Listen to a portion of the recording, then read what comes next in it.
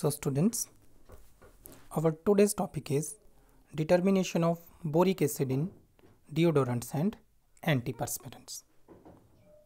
As boric acid is used as a preservative and antibacterial agent in deodorants and antiperspirants, and it can be absorbed through the skin into the body and can cause toxicity. Therefore, the amount of boric acid in deodorants and antiperspirants needs to be determined. So, for determining the amount of boric acid in deodorants and antiperspirants, colorimetry is used. So, for determining the amount of boric acid in deodorants and antiperspirants by using colorimetry, we can use a compound known as curcumin. What is curcumin? Curcumin is a yellow colored compound obtained from turmeric.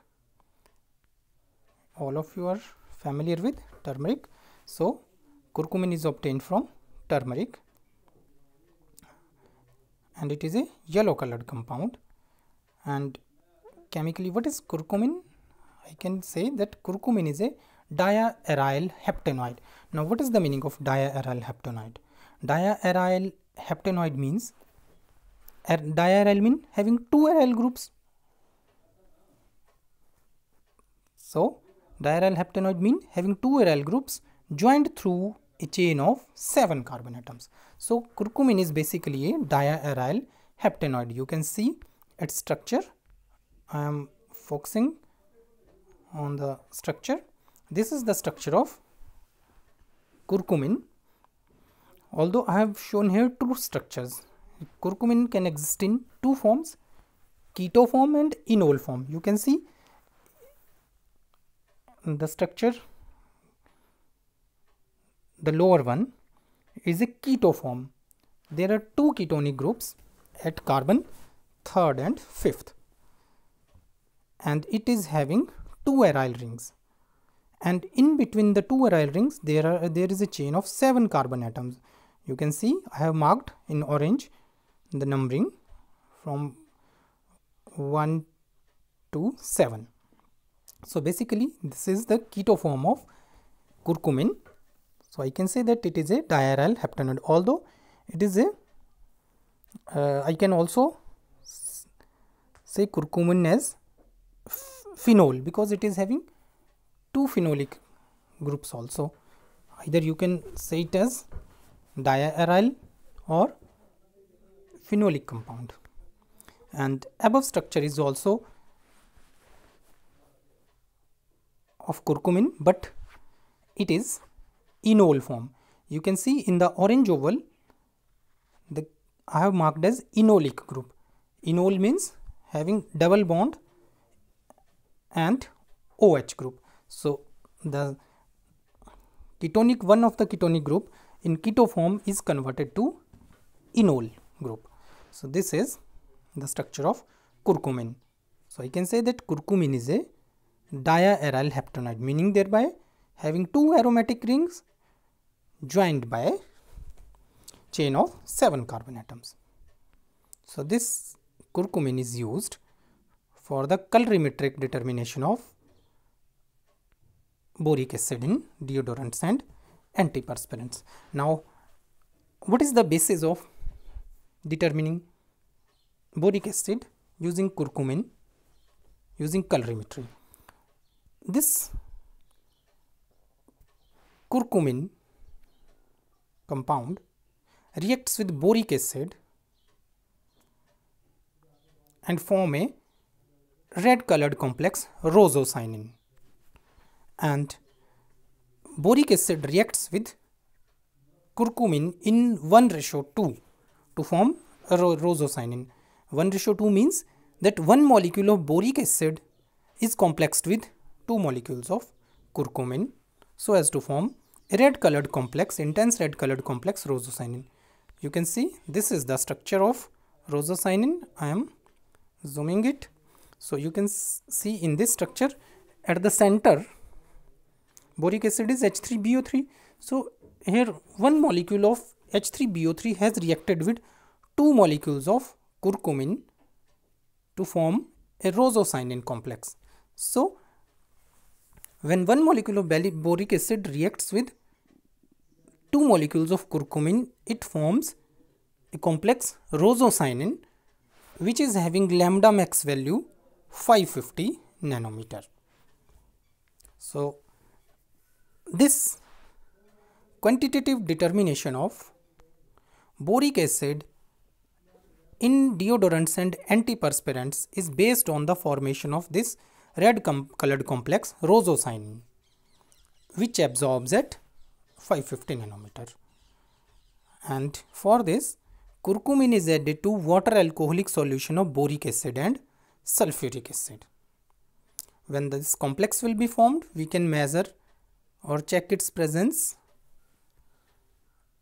or by measuring the absorbance at 550 nanometer. So formation of this complex rosocyanin is used for measuring the amount of boric acid in deodorants. Next time discussing or going to discuss requirement for the determination of boric acid. So for determination of boric acid, we require given sample of deodorant or antiperspirant. Now as we are determining the boric acid by using curcumin, so another requirement would be solution of curcumin, and the solution of curcumin employed is acidic solution of curcumin, and for this purpose we generally use 0.3% solution of curcumin in acetic acid. And then we require boric acid. Boric acid is having formula H3BO3, and we need its stock solution of concentration, say any known concentration, and say we are using 1000 micrograms per ml. We can use concentration in ppms as well as in any unit. So here we are using 1000 micrograms per ml. And then we require 10% volume upon volume mixture of 2-ethyl 1,3-hexane diol and chloroform. And we also require 50% sulfuric acid solution, chloroform, ethyl alcohol, anhydrous, sodium sulfate, and distilled water. So this is all about requirement for the determination of boric acid. And then next step is preparation of standard stock solution of boric acid. Now as we want to determine the boric acid content in unknown sample, so we need a standard stock solution of boric acid, and for that purpose we are using 1000 micrograms per ml. So how we can prepare 1000 micrograms per ml solution, stock solution? Suppose I am dissolving 1000 milligrams of boric acid in 100 ml of distilled water. So what is the concentration of boric acid in this solution? As I am dissolving 1000 milligrams in 100 milligrams, not 1000, I am dissolving 100 milligrams of boric acid in 100 ml of distilled water. So I can say that concentration is 1 milligram per ml. But as 1 milligram is equal to 1000 micrograms, so I can say that its concentration is 1000 micrograms per ml. So by dissolving 100 milligrams of boric acid in 100 ml of distilled water, we will get 100 ml stock solution of boric acid whose concentration will be 1000 microgram per ml.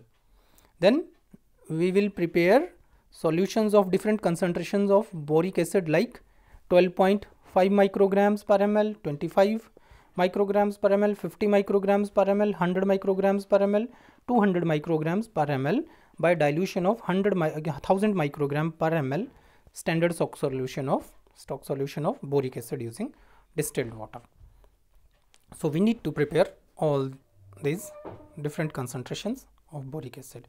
Next step is preparation of sample solution of deodorant or antiperspirant. So for preparing sample solution of deodorant or antiperspirant, we need to dissolve known volume of given sample of deodorant or antiperspirant, say 10 ml of deodorant or antiperspirant in 20 ml of 50% solution of sulfuric acid, and then we can add 40 ml of 10% volume upon volume mixture solution of 2-ethyl 1,3-hexanediol and chloroform.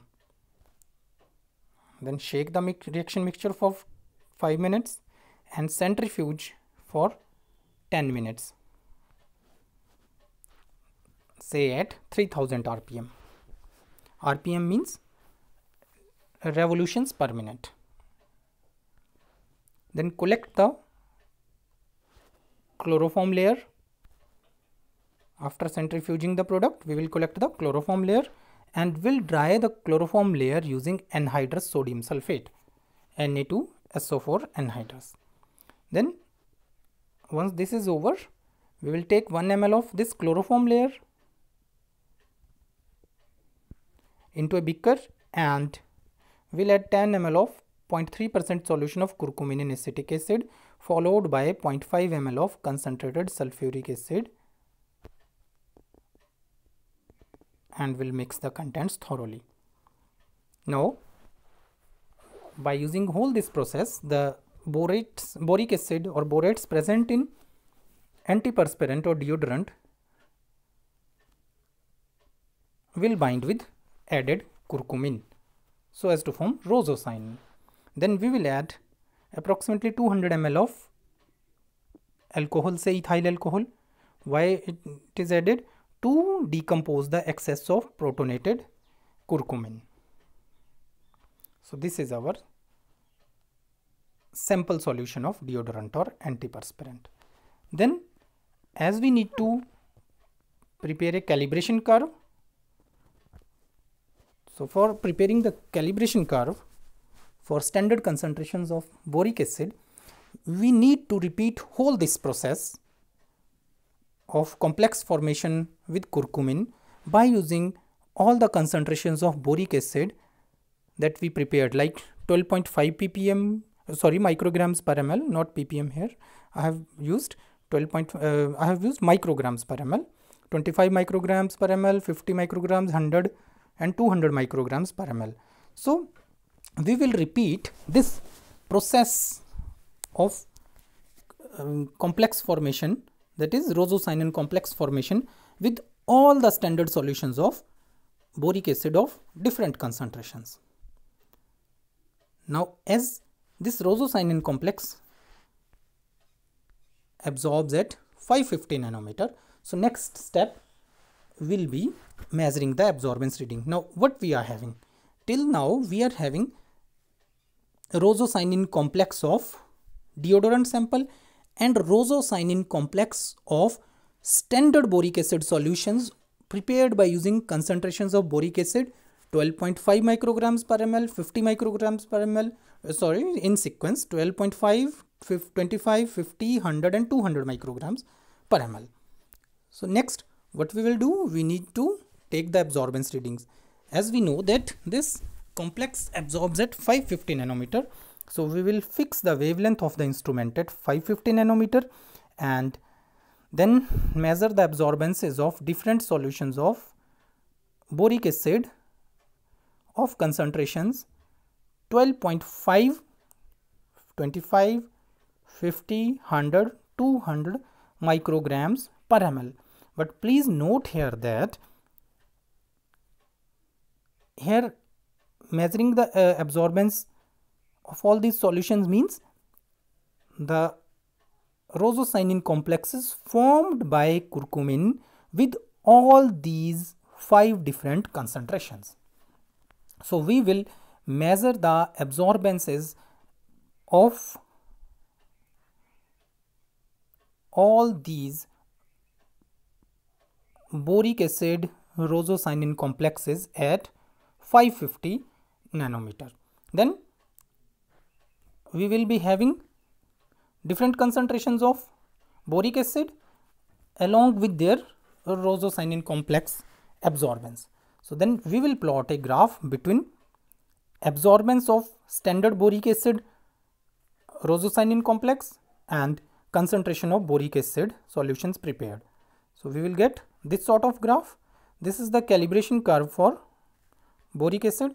You can see in this along y-axis I have written absorbance at 550 nanometer, and along the x-axis I have used concentration of boric acid in micrograms per ml. So when we will plot a graph between concentration and absorbance, we will get a straight line graph. So this is the standard calibration curve for boric acid measured by using formation of rosocyanin complex. Although this is not the experimental one, I have used this graph just for representation purposes.